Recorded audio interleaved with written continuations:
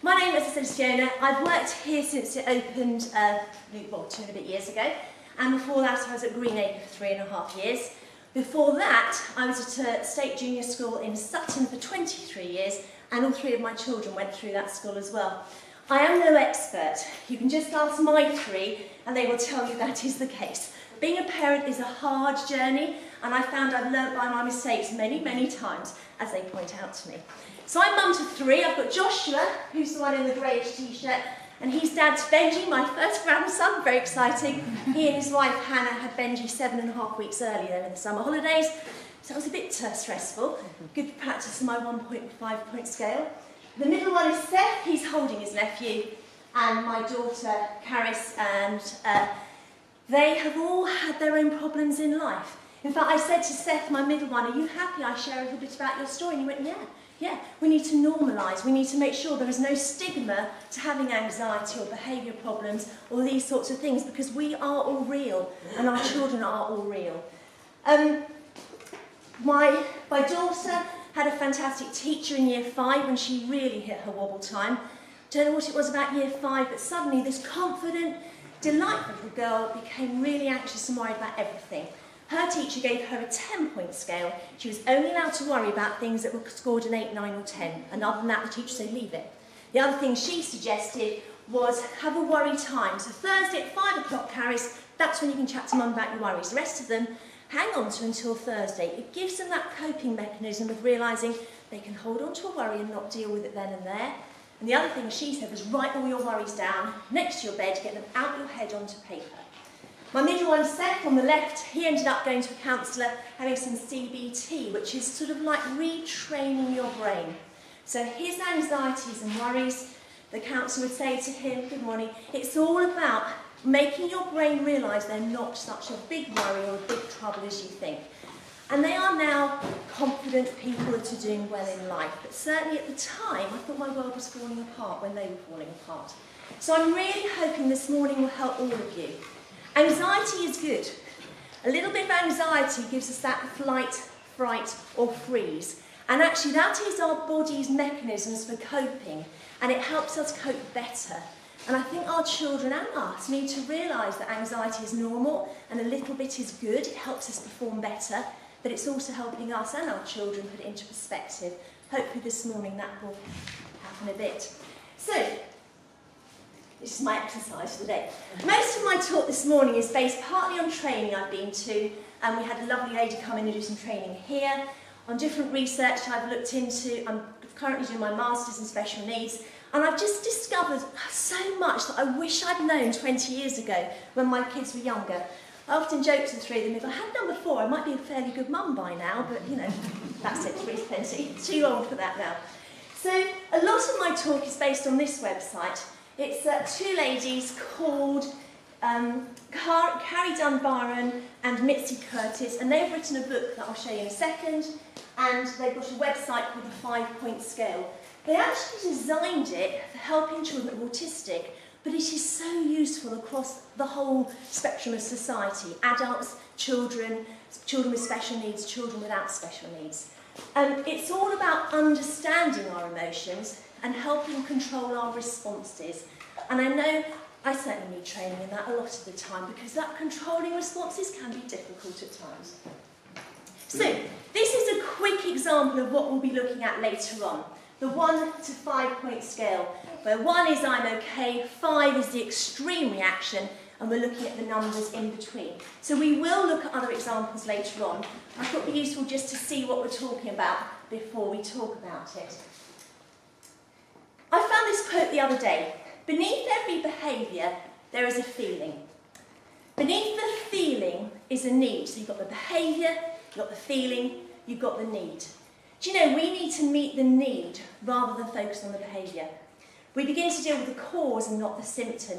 And I think behaviour is like an iceberg. We see the tip of the iceberg above the water, which might be anxiety, it might be worry, it might be being rude, it might be being grumpy, it might be being angry. But often we don't look under the water at what is causing what we're seeing. We don't look at those feelings, we don't look at those needs, we don't look at the cause of the behaviour. I know just 2 nights ago, Wednesday's my day off, and I sort of planned in my head what I was going to do, but I hadn't told my husband. And I was thinking we'll have dinner here, and then he has to go off and be a carer for his father, for his dad, my father-in-law. Hadn't communicated that. So I was out, and he sent me a message saying, he phoned me and said, oh, I'm home, I'm just going out. And I snapped at him. Now, I was then able to send him a message saying, the reason I snapped at you is because in my mind I wanted to spend time with you, and I realised I wasn't going to. And so rather than just looking at that behaviour at the top, he was then able to see my feelings below it, and it meant he didn't snap back in quite the same way. But we're all real, aren't we? And we all have those occasions when what we show above our water is really not what we want other people to see, but we still do it. But I think the more we can understand our needs, the more we can understand our feelings, the better we can understand ourselves and our children. Saw this earlier on this week as well. Today, tomorrow, don't lose hope. You never know what tomorrow will bring.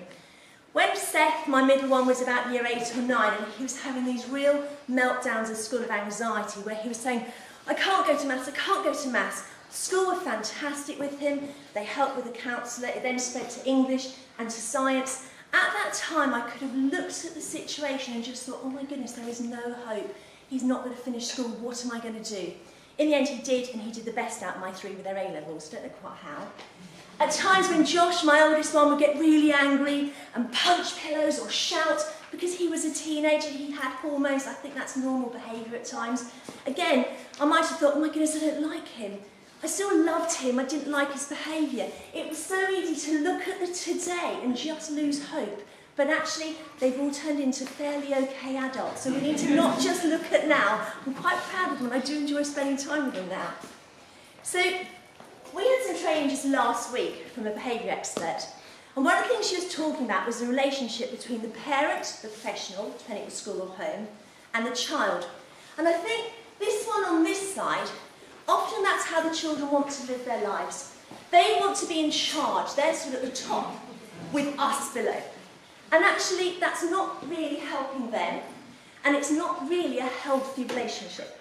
In some situations, I think the child and the parents are more level, and at times that might be appropriate. But actually, we will be encouraged as staff that the most appropriate relationship really is when we as adults are in charge, not in a dominating way, not in a negative way, not in a controlling, gaslighting type way, but in a loving, nurturing, directing way. And I was very aware of this when our children were going to look at high schools. I wanted them to make the decision, I wanted them to be involved, I wanted them to be choosing, but actually I was the adult and I knew the end result that I was looking for, them to be happy, most importantly, to do well academically. And so I sort of took lead with that and my husband. It was us that made the decision, although we involved the children because I didn't want them resenting what we decided, but I felt we needed to be the adult in that.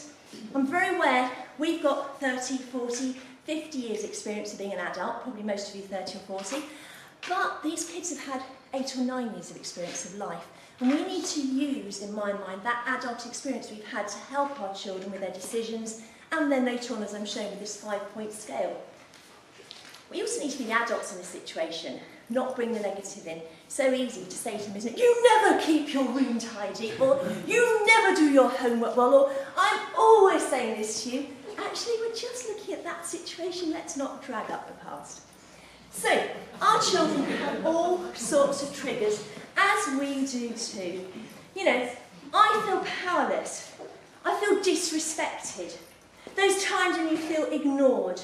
The times when you just feel unloved. Those are the times when we are not going to be at our best. But equally so, our children have all these range of emotions, whether they're 3 or whether they're 23, like my older or my middle one. And those sorts of triggers are the things that are underneath the iceberg. And I think it's our role as a parent, or as an aunt, or a grandparent, or a cousin, or whatever we are in those children relationships, to help the children analyse why they are reacting as they are. And actually, for a very young child, it's really hard. I was chatting to someone earlier on that was saying when their child is worried, they just get a tummy ache or a headache. That is so normal. And we need to help our children to voice what their emotions are.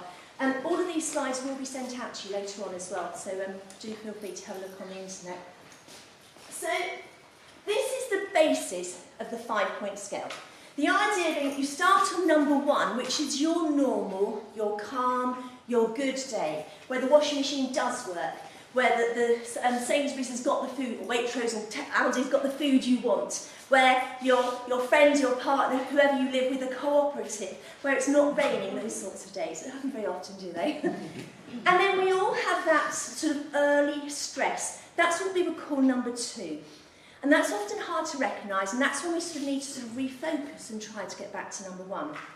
Number 3 is really when it's time to sort of like leave the discussions. We need to maybe move away from it, try and avoid the stress, the thing that's making us angry. Number 4, by the time we get to that stage, or our children at that stage, really that's when they're not going to be rational, even more so at teenagehood. I went to a great parenting course and I was told that when you become a teenager, your part of your brain that thinks rationally is completely overpowered by everything else that's going on, and so you lose the ability to think rationally. Oh my goodness, did I see that several times with my children. So number 4 is when we need to just be the adult and help them calm down. And number 5 is that peak, when actually we're going to get no rational response. We may well get a response, but it may include gestures or words we didn't know they knew. It's when they're really not having a great time, and it's not a great time for us to intervene.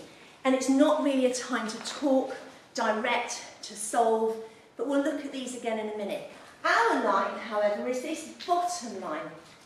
The idea there is that we need to not react in such a way as they do, and it's not easy. When you have a teenage child, an 11-year-old, a 5-year-old, a 2-year-old having a paddy, you want to join in, don't you? You want to be at number 5 as well. So, it's quite wordy. Basically what it's saying is the 5-point behaviours is all about labelling each level. It's helping our child and ourselves recognise what each stage looks like, and it's helping them sort of grade it themselves. So I had a boy I was working with last year particularly who would get really stressed and anxious and worried, and it was so useful for me as a teacher to be able to say to him, where are you? Are you a 2, a 3, a 4? And for instance, when he got to 4 and he was really worried about the school trip, we were able to sit down together with his mum and himself, look at what he was worried about, and then put in strategies that could help him so he knew he was supported and cared for. You went to the school trip, you had an amazing time. But actually this was a sort of a check-in almost daily where I'd say, what sort of day are you having? You know, maybe at lunchtime I knew he'd had a particular thing that he found difficult. Again, I could chat to him. So it's really useful for us to check in with our children where they are. So, here is point number 1. We're going to go through each of them in turns. So point number 1 is when they're okay. That's a really good time to be teaching this 5-point scale. So I've been doing it with my small groups this week, and we've been talking about how number 1 is that really good day. It's a really good time to talk about what they might find as their worries, their triggers, what makes them anxious, what makes them angry, what makes them moody and grumpy. And it's also a good time to sort of practice what you could do to help them calm down. So yesterday with one group we thought of 5 ways, because of 5 fingers, that we could help calm down, and we'll look at some of those in a minute.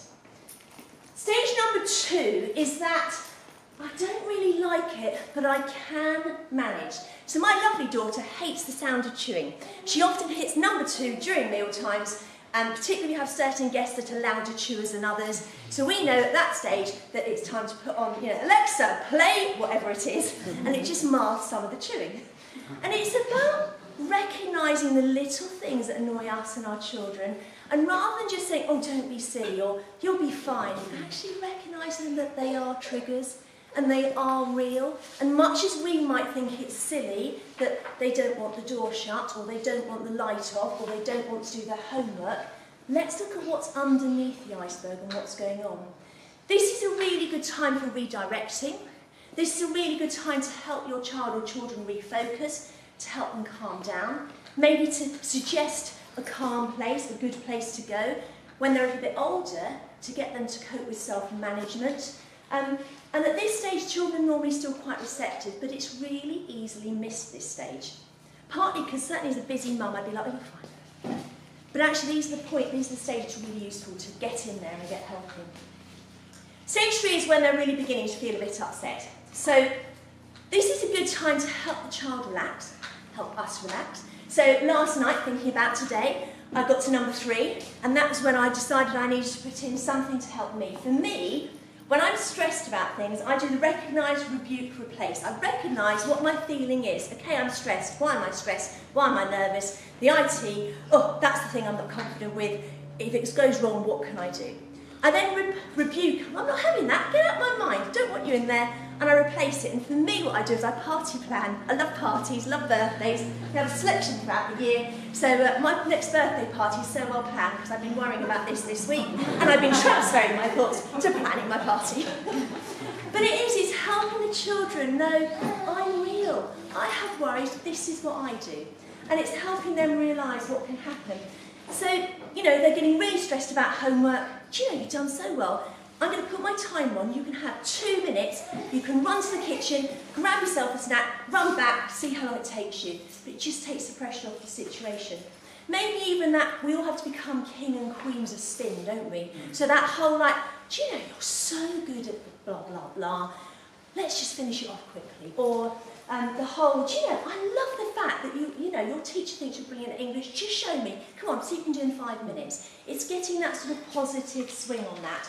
And at stage 3, we need to be planning. We need to plan for this. We need to have ideas in our head. There's a great book that some of us in school have read. I actually listen to an audio book because I'm not very good at reading books when it's sort of factual. It's called When Adults Change, Everything Changed. And the one thing, so many things about this I liked. It's become I'm quite evangelical about it. You must read this book. I keep recommending it to people. But it talks in this about how we need to be the adult. What do we model in our reactions? So do they see us, in my case, oh my goodness, I'm so stressed, I need a gin and tonic, that glass of wine. Actually, I don't want my 19-year-old to see that. I want to see her being cool and just like the duck, paddling underneath, but looking cool. Realistic with her. But the other thing it talks about in this book is actually practicing your reactions for those negative times. So that rather than you hit it and you think, what am I going to say? So Paul Dix recommends, let's speak about this later. Do you know, at times with Josh, when he was kicking off about whatever it was, I wish I'd used that phrase. Josh, let's talk about this later. Maybe, do you know, I'm going to walk away, let's have some time to calm down, let's talk about this whenever. Or, do you know, I really don't have enough enough information to make a decision now.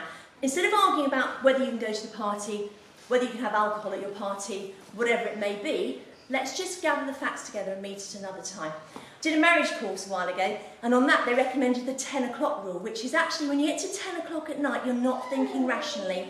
Call in the 10 o'clock rule, which means let's talk about this tomorrow. And it's almost like having that rule with your children, that it's fine to say, no, now's not a good time. We will still talk about it. It is still important, but let's leave it for an appropriate time. Great book. You've got it on audio. Listen to it or read it. It's really good. So, on to number 4. This is delicate.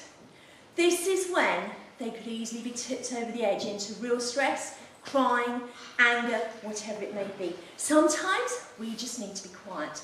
I find that really hard because I'm not a quiet person.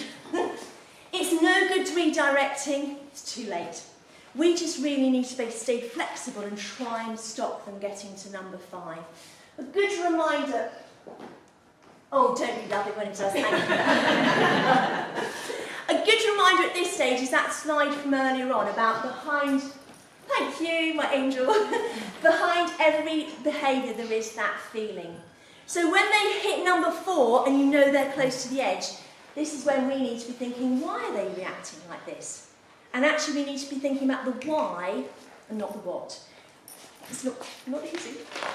And then 5, hopefully we won't get to it very often, but that is when they are out of control. It could be they have a complete breakdown like Seth and was in the toilets at school going, I can't come out, I can't go to my lesson. Actually, it's real and that's the stage he'd reached. Could be it's like Josh, loved him dearly, but I didn't love the hole he punched in the wall once.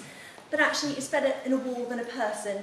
Do you know what I mean? It's going, well, hopefully it's not going to happen, but it is likely to happen whether our children are 3 and throwing themselves on the floor in the middle of the supermarket, how embarrassing is that?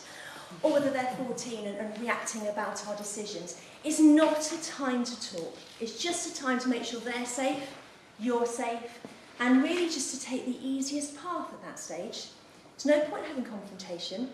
It's not giving them their own way. It's actually just not even tackling anything because they're at a stage they won't be able to respond. When they reach 5, they're going to be beyond that. They might need a hug. They might not want you near them. They might want space in their bedroom. They might want to run outside. It's just a case of keeping them safe and knowing for them what's the best way. That could be they're completely out of control. We've had those stages where you're sort of like, I've had enough, go to your room. And they storm out, stamping their feet, slamming the door. Maybe, obviously not my children, saying a rude word or a gesture. Do you know, they've actually left, which was what they were told to do. It's easy to look at the secondary behaviour and say, don't you walk out like that. Actually, no. That's a time just to button it, because actually what we asked them to do was leave. How they left was not ideal, but we can talk about that at another time. And it really is choosing our battles at times, isn't it? Josh had the most horrendous flaw. He had a wardrobe, but I remember at one point thinking my relationship with Josh is more important than his flaw. And actually I just need to let him live like that. And he then did all his washing, made my life far easier.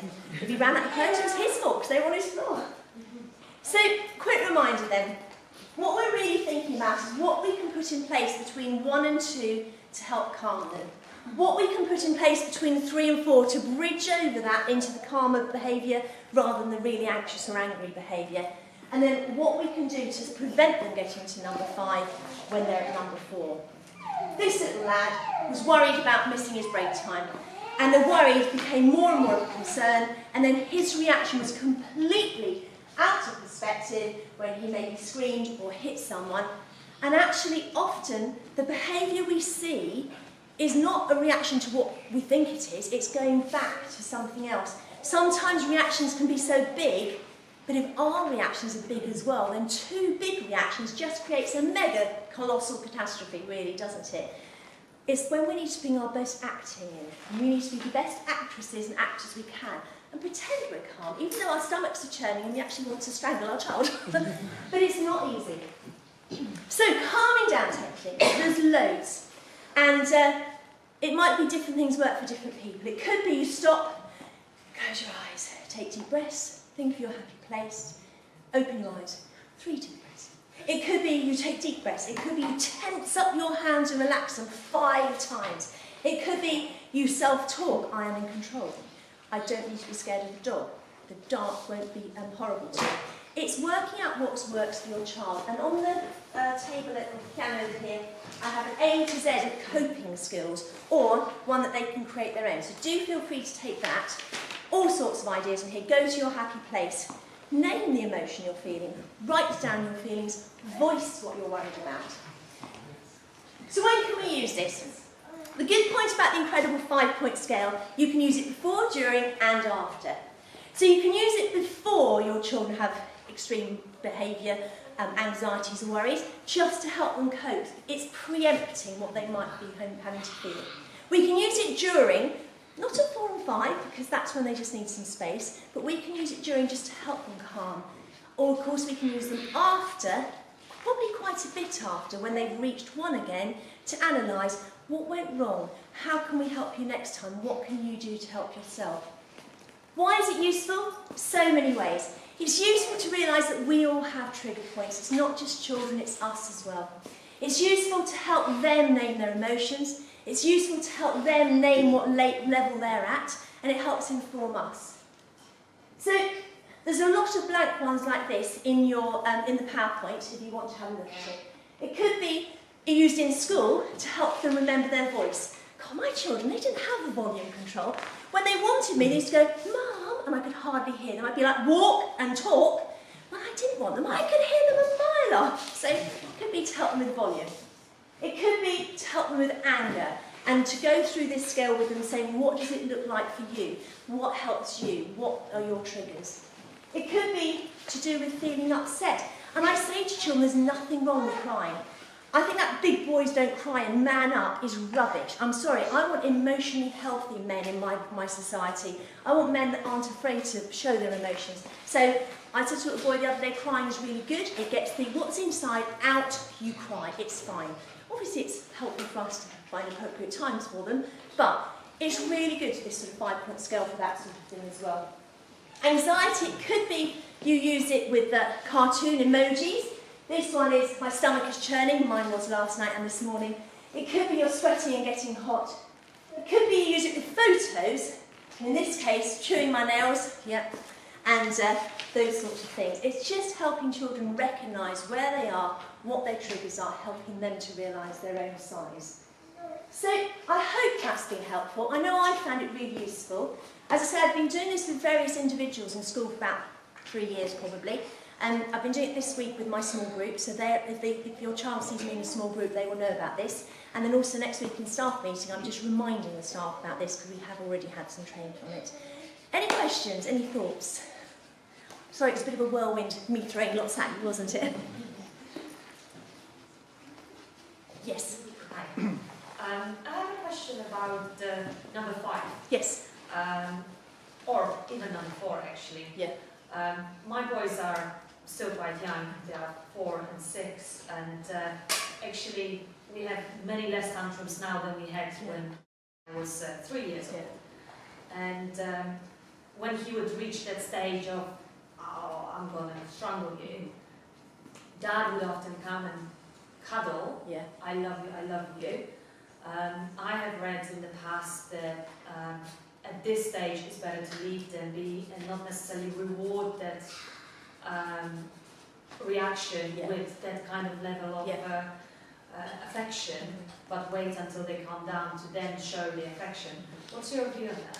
Do you know, it's interesting, and I know that sometimes if a child's had a problem here and I take them off and maybe do some colouring or football or something with them, people could easily say, you're rewarding their bad behaviour.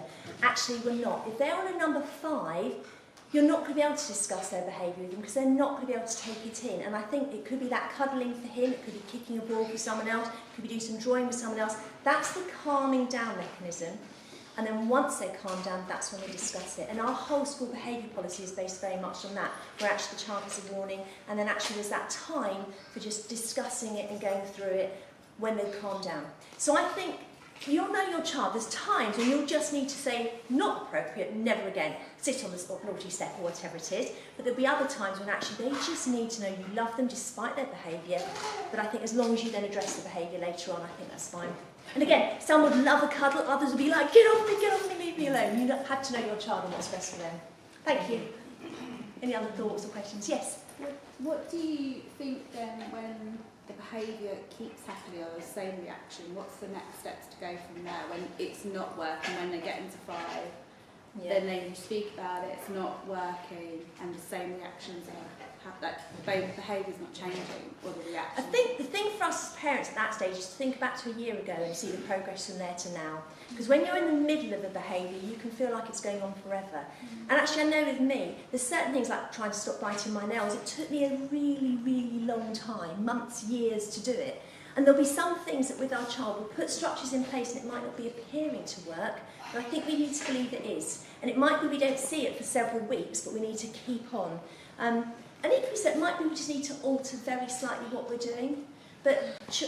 And they do say, I don't know the exact statistics, but they say with behaviour it takes a certain amount of time, doesn't it, to retrain your brain into doing things differently. So I think it's just that keeping on going, that unconditional love, and that sort of like sticking with it and having those firm boundaries. And it will get better. Do chat or drop me an email if there's anything afterwards, but thank you very much for coming. Thank you.